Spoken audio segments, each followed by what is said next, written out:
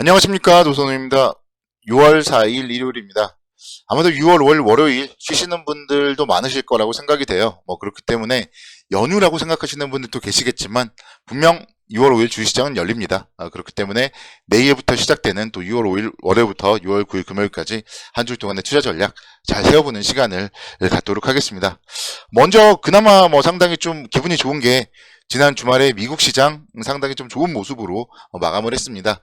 나스닥 지수가 1.07%대 상승을 했고 S&P 500 지수 1.45%대 그리고 다우존스는 무려 2.12% 상승 마감을 했습니다. 고용보고서가 나름대로 좀 좋게 발표가 되면서 경기에 대한 자신감으로 시장이 상승을 했습니다.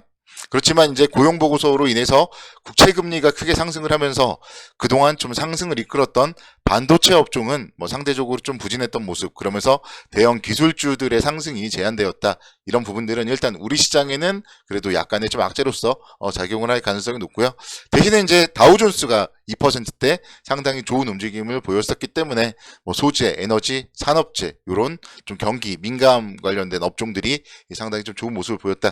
이렇게 설명을 드릴 수가 있겠습니다. 지난 한 주일 동안을 놓고 살펴보더라도요, 미국 시장도 상당히 좋은 모습을 보였고 또 국내 주식 시장도 오랜만에 2600선까지도 좀 돌파하는 그런 모습을 보였습니다. 그래서 미국의 3대 지수도 모두 좀 심리적으로 중요한 저항선들을 돌파를 했었고 국내 주식시장 역시 마찬가지로 지난주 금요일날 2600선을 돌파를 했는데 일단 또 주말 미국 시장까지도 좋은 움직임을 보였었기 때문에 월요일날 갭상승 출발을 한다고 생각을 한다면은 중요한 좀 심리적인 저항선을 국내 주식시장도 좀 넘어선 모습, 그렇기 때문에 일단 시장에 대해서는 지금은 부정적으로 볼 이유는 전혀 없다. 좀 이렇게 말씀을 드릴 수가 있겠습니다. 특히나 이제 좀 가장 중요한 이슈 중에 하나였죠. 미국의 부채 한도 협상과 관련된 부분에 이제 시장이 환호를 했는데요. 그동안 투자 심리를 상당히 좀 많이 짓눌러 왔던 미국 쪽의 최대 정치 변수들이 사라지면서 시장이 좀 강세를 보였습니다. 그래서 조 바이든 미국 대통령 그리고 케빈 메카시 하원 의장이 합의했던 부채 한도 상향 합의안이 미국의 상원과 하원 표결을 모두 다 통과했고 이제 바이든 대통령의 서명만을 앞두고 있습니다. 그래서 바이든 대통령 서명할 걸로 예상이 되고 있고요. 그렇기 때문에 미국의 디폴트 사태는 좀 면할 가능성이 높고 그에 따라서 시장은 안도의 한숨을 좀 내쉬는 그런 움직임이다. 이렇게 말씀드릴 수 있겠습니다. 여기서 이제 앞으로 가장 중요한 이슈는요. 그래서 미국의 FOMC 회의입니다. 미국의 FOMC 회의를 이제 한 열흘 정도 앞두고 있는데요. 그래서 FOMC 회의에서의 금리 결정에 대해서 좀 시장이 주목을 하고 있고 일단 6월 FOMC 회의에서는 금리를 동결할 가능성이 한 75% 정도 된다고 해요. 그래서 그동안 좀 긴축에 대한 이슈들로 시장에 악재로 작용을 했다면 이제는 어느 정도 금리도 좀 서서히 안정이 되고 시장에는 긍정적인 움직임으로 작용을 할 수밖에 없다. 그리고 그런 부분들이 이미 시장에 반영이 되면서 기술적 저항선들을 돌파하고 있다. 이렇게 말씀을 드릴 수가 있겠습니다. 미국의 5월 소비자 물가지수 발표도 물론 있지만 소비자 물가지수 발표에 따라서 하루 만에 뭔가 연준의 스탠스나 이런 게 급격하게 변화될 수는 없기 때문에요. 결국은 이번에는 좀 금리를 동결할 가능성이 높고 특히나 이제 연준 위원들은 FOMC 회의를 앞두고 좀 공개 발언들을 자제하는 블랙아웃 기간에 돌입한다. 이런 점들을 이제 감안을 해본다면은 이번 주에도 일단 시장은 조금 안정적인 움직임 속에서 움직일 가능성이 높다. 이렇게 말씀드릴 수 있겠습니다. 그래서 이번 주는요, 일단 전반적으로 숨고르기 장세가 예상이 됩니다. 왜냐면요, 어차피 내일 같은 경우도 사실 갭 상승을 하고 나서 조금 쉬어갈 가능성이 많고요. 화요일 날은 쉬는 날이죠. 그리고 이제 수요일, 목요일, 금요일 시간이 가면 갈수록 좀 FOMC 회의를 앞둔 관망 심리 이런 게 더 작용을 할 가능성이 높기 때문에 이번 주는 전반적으로 숨고르기 그래도 좀 쉬어가는 장세를 보일 가능성이 높다.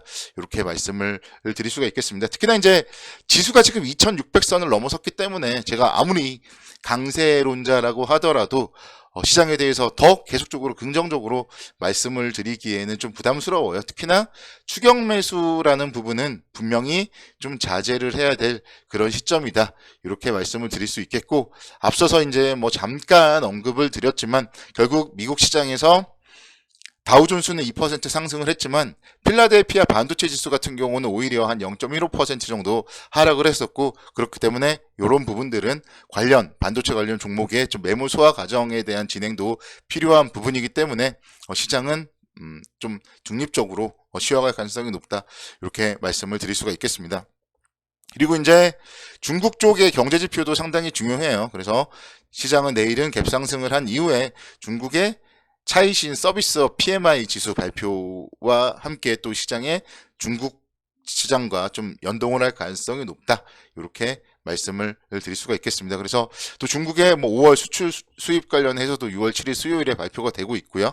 장중에 좀 중국 관련된 지표들이 많이 발표가 되기 때문에 이번 주는 중국 시장에도 주목을 해봐야 돼요. 금요일 날 또 중국의 5월 소비자 뭐 생산자 물가지수 발표도 있고요. 그래서 관련된 부분들 여러분들이 잘 뭐 생각을 해보시고, 장중에는 그러니까 중국 시장과 좀 뭐 연동을 하겠지만 어쨌든 시장은 2600선 위에서 너무 급격하게 상승을 하기도 어렵고 그렇기 때문에 조금 시장에 대해서는 일단은 추가적인 매수세, 특히나 상승 시의 매수세는 조심스러울 필요가 있다. 매수는 조정 시에 하자. 그 관점은 유효합니다. 그래서 조정 시에 매수 관점으로 접근만 하면은 뭐 상당히 크게 좀 문제는 없겠다, 이렇게 설명을 드릴 수 있겠습니다. 그래서 어쨌든 지금 뭐 외국인들의 수급이라던가 환율에 대한 움직임 뭐 나름대로 계속적으로 긍정적이에요. 원달러 환율도 지난주 금요일 날 무려 15원이 하락을 하면서 1305원까지도 하락을 했습니다. 그래서 이런 관련된 부분들을 감안을 해본다면은 충분히 이런 환율의 안정, 그리고 수급 적으로도 외국인들의 매수세 계속적으로 좀 유입이 될 가능성이 높기 때문에 시장에 대해서는 조정 시에는 긍정적 관점으로 접근이 가능하다, 이렇게 말씀을 드릴 수 있겠습니다. 일단 그래서 시장이 혹시나 단기 조정을 받는다면은 그거는 분명한 절호의 매수의 비중 확대의 기회로서 작용을 해야 된다, 이렇게 설명을 드릴 수가 있겠고, 그럼 어떤 종목들을 또 사야 되는지 이런 부분들에 대해서 말씀을 드리도록 하겠습니다. 일단 이번 주에는 제가 좀 관심 종목을 말씀드리기도 사실은 상당히 조심스럽기는 해요. 그렇지만 좀 첫 번째로 말씀드릴 종목은 삼성전기 한번 좀 말씀을 드리고 싶습니다. 제가 뭐 그동안도 뭐 여러 차례 좀 말씀을 드렸지만 오히려 이제 또 작년도 하반기부터는 조금 뭐 주춤거렸었고, 그렇지만 이제 올해 들어서는 나름대로 안정적인 움직임을 보였습니다. 4월달, 5월달에는 좀 하락을 했었지만 또 5월 중순 이후에는 그래도 좀 반등하는 그런 움직임을 보였었기 때문에 중국에 이제 6.18 축제라고 있어요. 그래서 6.18 축제를 앞두고 2분기에 중화권의 스마트폰 업체들의 회복 가능성이 좀 상당히 높다, 이렇게 설명을 드릴 수가 있겠고, 그러면서 이제 중국의 긍정적인 포인트, 그리고 또 2분기 이제 전반적인 가동률이 상승을 하면서 한 영업이익률이 한 13% 정도까지 회복될 걸로 기대가 된다고 합니다. 그래서 주가의 움직임 보시면은 이제 21선을 강하게 좀 한번 돌파를 했었고, 그 다음에 추가적인 상승, 그러면서 뭔가 이제는 숨을 고르고 있어요. 그래서 이런 부분들, 이런 숨 고르기 하는 가운데서 매수를 하면은 충분히 뭐 다시 한번 16만 원대 또는 작년 5월 달에 17만 원 정도까지 상승 여력은 있고요. 수급적으로 살펴본다면은 뭐 기관의 매수세 그리고 외국인들의 매수세가 연일 이어지고 있기 때문에 뭐 관련된 부분들에 대해서도 좀 긍정적으로 촉각을 세울 필요가 있다, 이렇게 말씀을 드릴 수가 있겠습니다. 그리고 여러분들이 좀 생각해 볼 거는요, 좀 단기적으로 제가 사실은 좀 별로 좋아하는 업종은 아닌데요, 좀 헬스케어 관련 업종에 대해서도 좀 관심을 좀 가져야 되지 않을까, 그런 생각을 해봤습니다. 왜냐하면 시장이 좀 지지부진할 때는 항상 좀 뭐 바이오 헬스케어 이쪽이 뭔가 움직이는 경우가 많고요. 또 그런 가운데 이제 2일부터 6일까지 미국 쪽에서 임상종양학회에서 연례 학술 대회가 진행이 되고 있고, 그래서 뭐 암치료 개발이라던가 임상에 대한 뭐 그런 부분들에 대한 얘기들이 나올 수가 있습니다. 그리고 이제 또 한 가지 중요한 게 이제 코로나에 대한 그런 이슈들이 좀 거의 다 엔데믹으로 바뀌었잖아요.